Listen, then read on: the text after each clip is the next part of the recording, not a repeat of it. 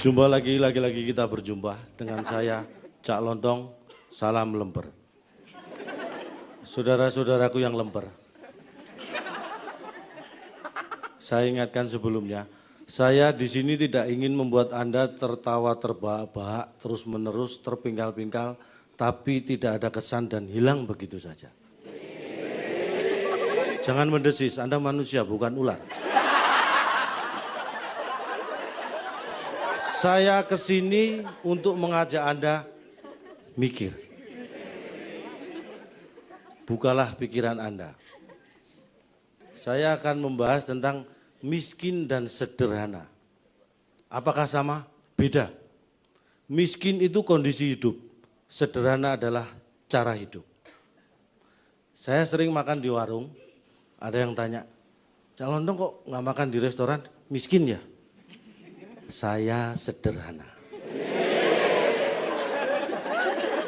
Saya sering belanja di pasar uler, di Priok. Ada yang ketemu, kok belanjanya nggak di mall? Cak Lontong miskin ya?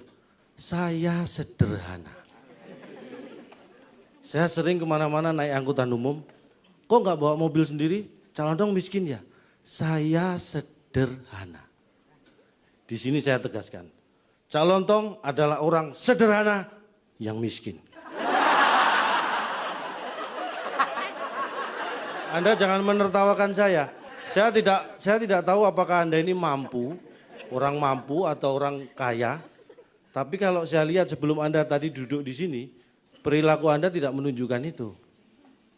Anda tadi datang, mungkin di absen, ambil nasi box, dan Anda makan. Itu bukan perilaku orang yang mampu. Jadi Anda jangan menertawakan orang miskin. Kalau Anda orang yang mampu, mestinya ambil nasi box, berikan pada yang berhak. Saya. Biar saya bawa pulang.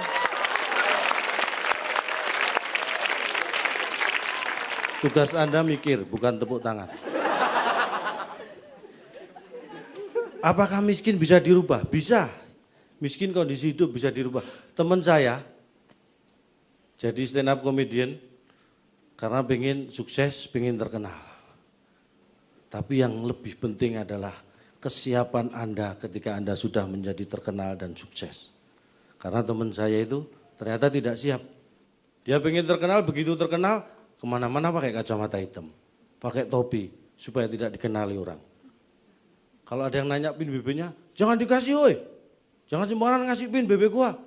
Itulah orang yang punya tujuan, tapi tidak siap ketika dia sudah sampai ke tujuannya. Kasihan deh lu. Apa yang harus kita lakukan pada kondisi ini? Hanya satu kuncinya. Sederhana. Nunggu apa lagi? Sudah. Satu kata, sederhana. Sederhana itu tidak berjalan sejajar dengan orang miskin. Belum tentu. Sederhana belum tentu berjalan sejajar dengan orang kaya. Belum tentu berjalan sejajar dengan orang sukses. Tapi sederhana berjalan sejajar dengan orang yang bijaksana. Makanya jadilah orang yang sederhana supaya bijaksana. Orang sederhana itu tidak berlebihan. Tidak sok pamer. Atau zaman sekarang bilang tidak lebay. Jadi kalau seperti saya ini ya nggak perlu pamer. Saya nggak perlu pamer kalau di kantong saya ini ada 100.000 misalnya. Nggak perlu. Kantong satunya misalnya ada. Ini nggak perlu dipamerkan. Belum lagi yang di kantong atas. Ada. Ini lebay namanya. Lebay. Loh ada lagi. Lebay. Ini nggak harus dipamerkan. Itu lebay namanya.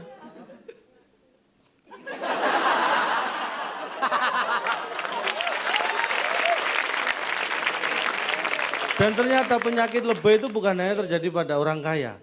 Orang miskin pun bisa lebay. Jangan dikira nggak ada. Tetangga saya itu miskin, dia nggak kerja. Kalau ditanya, kenapa nggak kerja? Nggak ada ongkos. Karena kita simpati, kita beri ongkos. Masih belum berangkat kerja. Kenapa nggak berangkat? Kan sudah ada ongkos. Nggak ada baju sama sepatu. Kita belikan. kasih baju sepatu.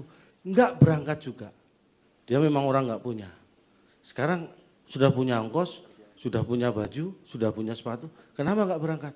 Saya orang enggak punya. Saya enggak punya waktu untuk kerja. Itu kan lebay. Karena dia hidup itu dari rangkaian waktu, kenapa dia bisa bilang enggak punya waktu? Ini yang harus Anda ingat. Hidup ini adalah pilihan. Anda harus menentukannya sekarang. Anda harus memilih sekarang. Atau pilihan itu yang akan menentukan hidup Anda. Itu akan sakit. Seperti saya nanti. Mikir. Dan bila Anda tidak mencapai suatu kebahagiaan dan pintu kebahagiaan itu tertutup buat Anda, sebenarnya sadarlah bahwa ada pintu lain yang terbuka. Tapi karena kita terlalu sering dan terpaku pada pintu yang tertutup, kita tidak melihat pintu kebahagiaan lain yang terbuka. Tirulah teori maling. Begitu dia menemui pintu tertutup, dia akan berusaha mencari pintu yang terbuka lainnya. Ada baiknya teori maling kita ambil.